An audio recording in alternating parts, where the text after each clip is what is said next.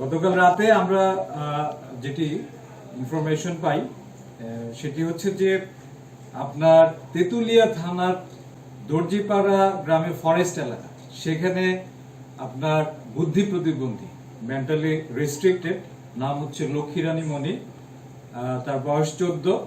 তাকে আপনার ওই দর্জিপাড়া ফরেস্ট এলাকা থেকে লোকাল কিছু লোক তাকে এলোমেলো ঘোরাফেরা করতে দেখে এবং তার যে পরিহিত ড্রেস সেগুলি ছেঁড়া দেখতে পেয়ে তাকে আমাদের তেতুলিয়া থানায় নিয়ে আসে।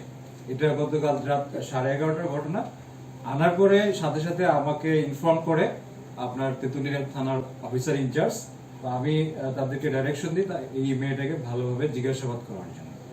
জিজ্ঞাসাবাদ এবং আপনার পরবর্তীতে আমরা তেতুলিয়া বাজারে কিছু আই উইটনেস তাদেরকে জিজ্ঞাসাবাদ করে যেটা জানতে পারি যে গত 5 তারিখে 7টার দিকে লক্ষ্মীরানী মণি এর বাড়ি হচ্ছে ডোমারে, তার বাবার নাম হচ্ছে আপনার মনোরঞ্জন রায়। এই মেয়েটা আপনার 5 তারিখে তেতুলিয়া আসে।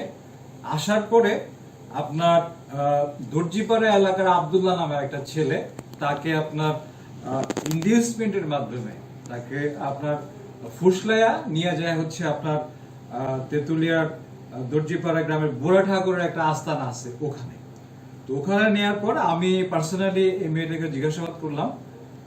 ওখানে নেওয়ার পর রাতের বেলা তাকে দুইজন তার ইচ্ছার বিরুদ্ধে ফোর্সিবলি দুইজন তাকে ধর্ষণ করে। পরের দিন সকালবেলা 11টার দিকে আপনার এই মেয়েটাকে আব্দুল্লাহ নিয়ে আসে দর্জিপাড়া ফরেস্টে। সেখানে আব্দুল্লাহ তাকে সকাল 11টার দিকে তার ইচ্ছার বিরুদ্ধে ফোর্সিবলি তাকে ধর্ষণ করে। এরপরে আপনার 12:30টার দিকে নাহিদ এবং সাপি নামে আর দুইটা ছেলে তাকে তার ইচ্ছার বিরুদ্ধে ধর্ষণ করে। এরপর আপনার দুপুর 2টার দিকে রতন নামে আর একটা ছেলে সে এই মেয়েটাকে ফোর্সিবলি ধর্ষণ করে। তো যাই হোক, এই ধর্ষণ করার পর ফাইনালি আপনার রতন এই মেয়েটাকে আপনার মাগুরা মোড় নামে একটা জায়গাতে ফেলে রেখে চলে যায়। তো সেই মাগুরা মোড় থেকে তেতুলিয়া বাজার পর্যন্ত সে এলোমেলো ঘোরাফেরা করতে থাকে। পরবর্তীতে লোকাল লোকজন তাকে আমাদের থানায় নিয়ে আসে। তা আমরা এই মেয়েটাকে জিজ্ঞাসাবাদ করছি এবং আপনার লোকাল যারা আই উইটনেস আছে তাদেরকে জিজ্ঞাসাবাদ করছি। আমরা এই পর্যন্ত আপনার 4 জনের নাম পেয়েছি যারা সরাসরি এই মেয়েকে আপনার ফোর্সিবলি রেপের সাথে জড়িত। 4 জনকে আমরা গতকাল রাতে অ্যারেস্ট করেছি। আমরা ইনফরমেশন পাওয়ার সাথে সাথে, যেহেতু এটি সীমান্তবর্তী এলাকা দর্জিপাড়া, আমি সিও বিজিবি মহোদয়ের সাথে কথা বলি এবং আমরা বিজিবির সহায়তায় বিজিবির তেতুলিয়াতে যে বিওপি আছে সেই বিওপি এবং আমাদের additional SP Kanak, additional SP Amirullah সদর সার্কেল এবং আমাদের অফিসার ইনচার্জ সুজয়, পাশাপাশি ইন্সপেক্টর আরমান, এরা এবং বিজিবির আপনার এডি হাসানের নেতৃত্বে আপনার একটা টিম এই ছেলেগুলি যাদের নাম হচ্ছে আপনার আব্দুল্লাহ, নাহিদ, সাব্বির, রতন, যার যার বাড়ি থেকে অ্যারেস্ট করে কালকে রাতেই। অ্যারেস্ট করার পর আজকে সকালবেলা এই যে ভিকটিম লক্ষ্মীরানী মণি তার চাচা একটা ফর্মালি মামলা দিয়েছে। সে মামলার নাম্বার হচ্ছে 3 সেপ্টেম্বর মাসের। আমরা নারী ও শিশু নির্যাতন দমন আইনের সেকশন 7, 9 এবং 9 এর সাবসেকশন 3-তে এই মামলাটি আমাদের রুজু করা হয়েছে। তো যাই হোক, আমরা এই মেয়েকে আরো জিজ্ঞাসাবাদ করছি।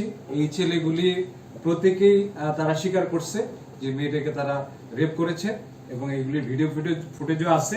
এই মেয়েও আপনার আমার সামনেই কিছুক্ষণ আগে এই ছেলেগুলিকে আইডেন্টিফাই করেছে যে এরা তাকে রেপ করেছে।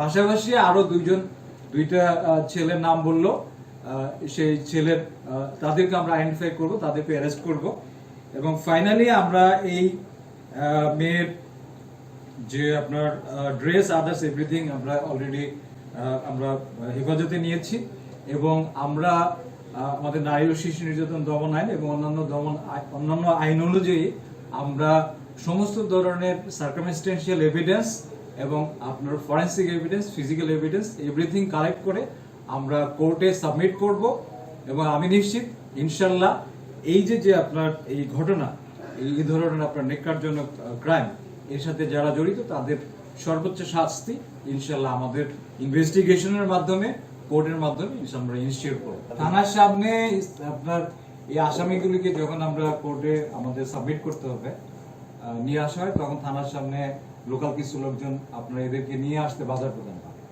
তো ফ্যাক্ট হচ্ছে যে আপনারা খুব ভালো করে জানেন যে ক্রিমিনাল, সে চোর হোক, ডাকাত হোক, তার ফ্যামিলির লোকজন বা লোকাল লোকজনের কাছে অনেক ক্ষেত্রে তারা টোটালি নিষ্পাপ হয়ে থাকে, ঠিক আছে? তো তাদের কথা হচ্ছে যে তারা নিষ্পাপ। তো আমরা তো অলরেডি আমরা প্রুফ পেয়েছি।